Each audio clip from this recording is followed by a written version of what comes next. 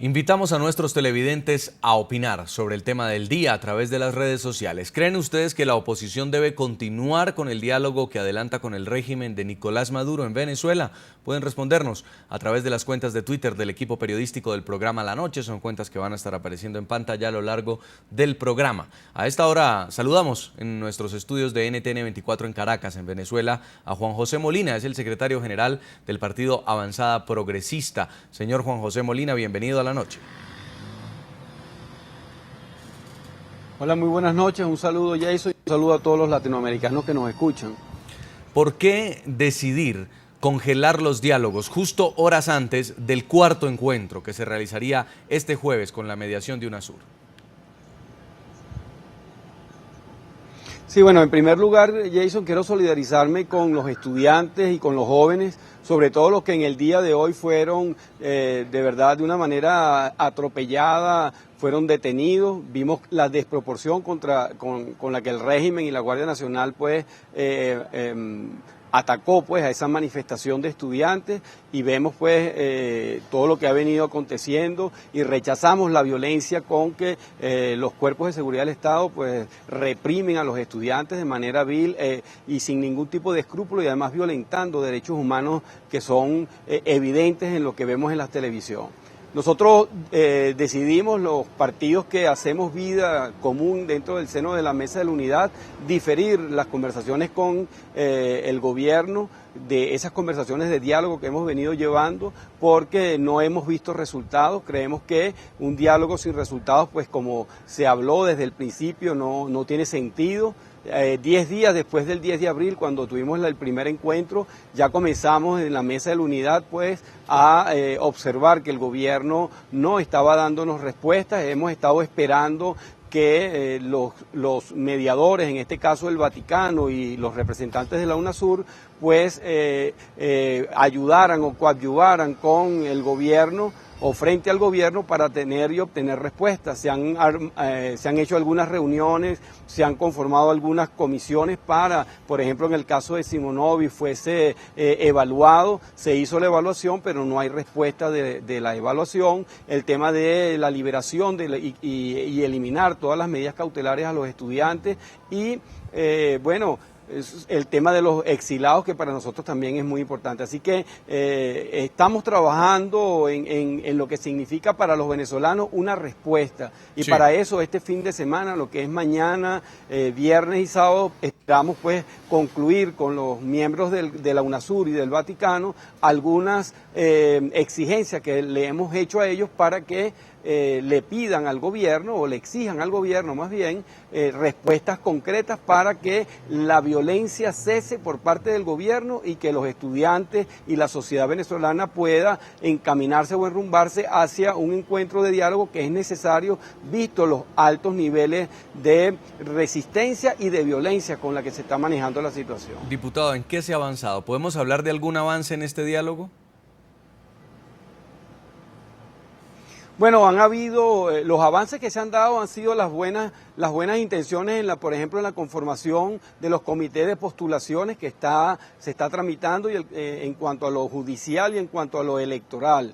En eso pues se ha ido avanzando, aunque muy lentamente. Se hizo una evaluación al comisario Simonovic para buscar la liberación, vista pues la solicitud de lo que es una respuesta humanitaria a esa detención que sin sentido mantiene a Simonovic por por 9 años preso.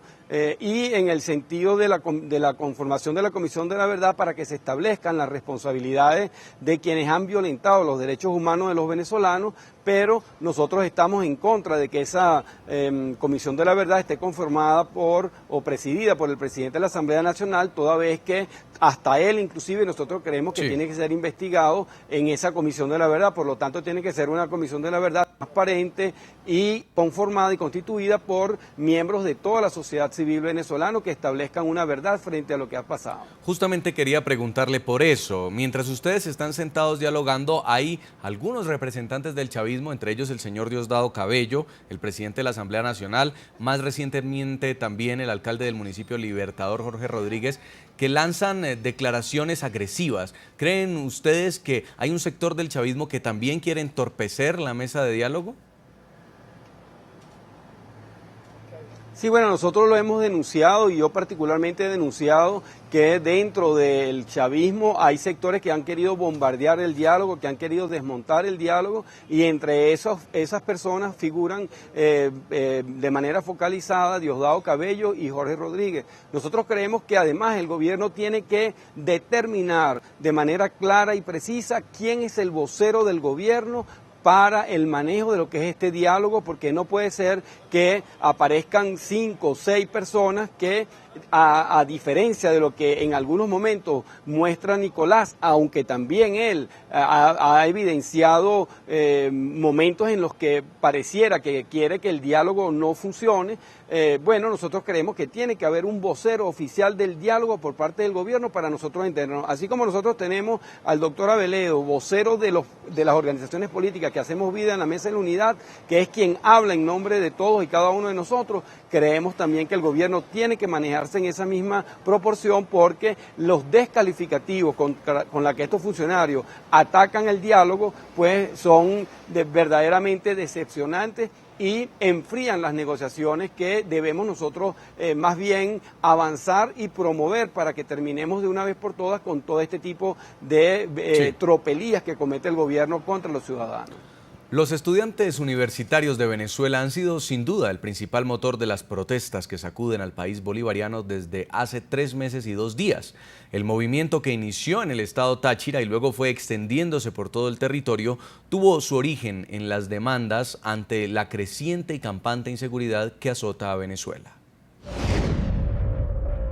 El intento de violación contra una estudiante de la Universidad de los Andes en San Cristóbal, capital del estado Táchira, fue la chispa que prendió las protestas que durante los 3 últimos meses han sacudido al régimen de Nicolás Maduro. Allí comenzó todo. Cansados de la inseguridad, los estudiantes salieron a marchar los primeros días de febrero. Al pedido de medidas urgentes al gobierno para enfrentar la delincuencia, terminó sumándose la petición de libertad para 4 jóvenes detenidos por fuerzas de seguridad en esas primeras movilizaciones.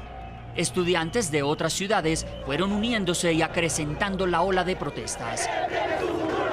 El detonante llegó el 12 de febrero, cuando las demandas de los estudiantes fueron respaldadas por miles de venezolanos que, convocados por el líder opositor Leopoldo López, también salieron a protestar contra la alta inflación, la escasez de alimentos y la falta de garantías democráticas. Tenemos que asumir la protesta, la calle, como un deber moral. Ese mismo día en el que el oficialismo convocó a sus seguidores como contrapeso a las masivas marchas opositoras, terminó en tragedia. 3 personas resultaron muertas en confusos hechos. El régimen responsabilizó a Leopoldo López de la violencia desatada. ¡Una salida a este desastre! El dirigente decidió entregarse a la justicia el 18 de febrero. El hecho no amilanó el esfuerzo de los estudiantes por continuar en las calles, desafiando la represión de las fuerzas de seguridad, enfrentando capturas a las que denuncian como arbitrarias y pidiendo justicia por sus compañeros caídos en hechos relacionados con las protestas. Le damos un mensaje claro al gobierno nacional. No hay diálogo con estudiantes presos. No hay diálogo con estudiantes presos. Si este gobierno no libera a los estudiantes detenidos, pues tendrá en todo el país a las universidades en la calle. Uno de los casos que marcó el inicio de estos 3 meses de movilizaciones estudiantiles es el de Basil Alejandro da Costa, quien recibió un disparo en la cabeza durante el denominado 12F en Caracas. Su cuerpo fue trasladado por varios estudiantes, entre ellos Roberto Redman, quien también murió horas después en el municipio de Chacao, al parecer a manos de grupos de motorizados. Otro de los casos considerados emblemáticos por el impacto que ha tenido en las movilizaciones estudiantiles es el del dirigente Daniel Tinoco, quien cursaba ingeniería mecánica. Murió víctima de un impacto de bala en el pecho el 11 de marzo. El propio Tinoco había denunciado ante las cámaras de Noticias RCN los abusos contra las concentraciones pacíficas. La Guardia Nacional nos agrede todas las noches, pero no hay quien nos cuide de la inseguridad y demás. Los estudiantes insisten en exigir la libertad para las personas detenidas durante las protestas, el cese de la represión, el desarme de los denominados colectivos armados chavistas, así como garantías para un diálogo. Un diálogo o un encuentro con el Ejecutivo debe tener condiciones claras para que éste se dé. Tiene que haber presencia del nuncio apostólico y de la conferencia episcopal mediando. Sin embargo, el régimen continúa intensificando el uso de la fuerza. En la madrugada del jueves 8 de mayo, desmanteló 4 campamentos que mantenían los estudiantes en diferentes puntos de Caracas. Fueron detenidos 243 jóvenes. 11 de ellos aún permanecen con orden privativa de la libertad, acusados, entre otros delitos, de asociación ilícita para cometer delitos. El resto fue dejado en libertad, pero bajo medidas cautelares. Invitamos también a esta hora desde Caracas, Venezuela, a Alonso Medina Roa, es el director de la organización Foro Penal Venezolano. Bienvenido al programa La Noche, gracias por acompañarnos. Buenas noches, un placer saludarte.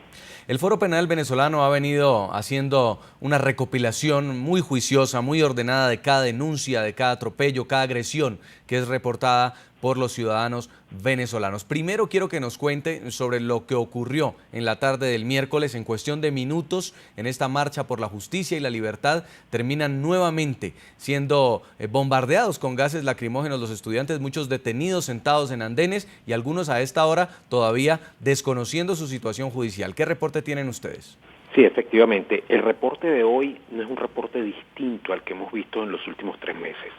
Un reporte donde la represión fue el principal protagonista de esa marcha estudiantil, donde los estudiantes fueron víctimas de toda esa criminalidad oficial, de esa acción desmedida por parte de funcionarios de la Guardia Nacional.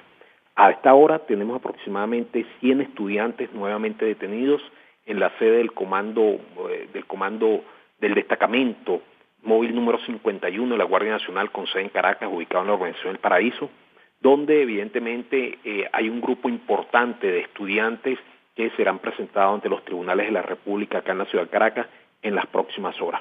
Este escenario es el que estamos viendo día a día.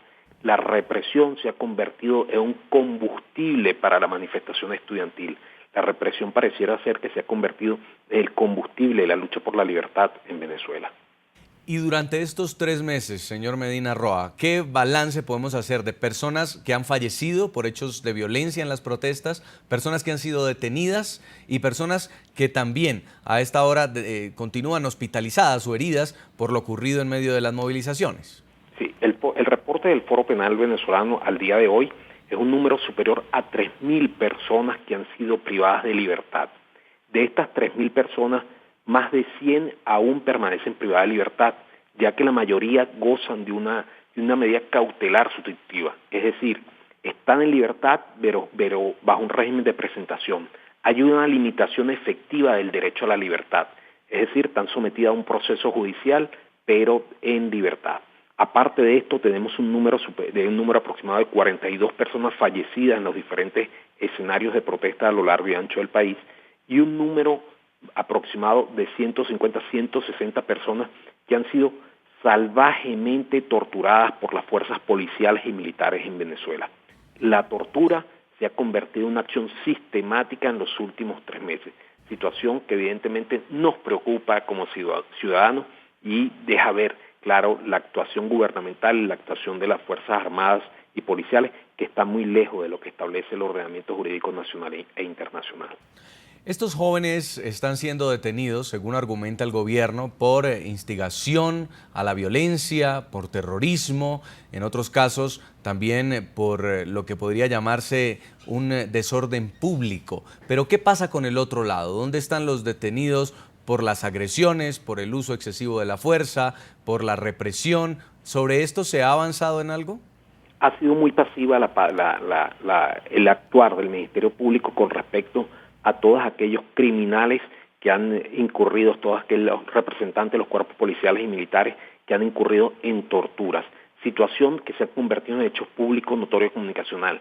Situaciones que han sido reseñadas por diferentes medios de comunicación, han sido filmados en el momento de la tortura. De manera que tenemos un número insignificante de funcionarios militares y policiales detenidos por el caso de la tortura. No se corresponde la acción con el resultado que hemos tenido. Sin embargo, por parte de los estudiantes Lo que hemos tenido es este número, como lo refería anteriormente, bastante abultado en cuanto a número de personas detenidas que no han hecho otra cosa más que ejercer un derecho constitucional, que es a manifestar.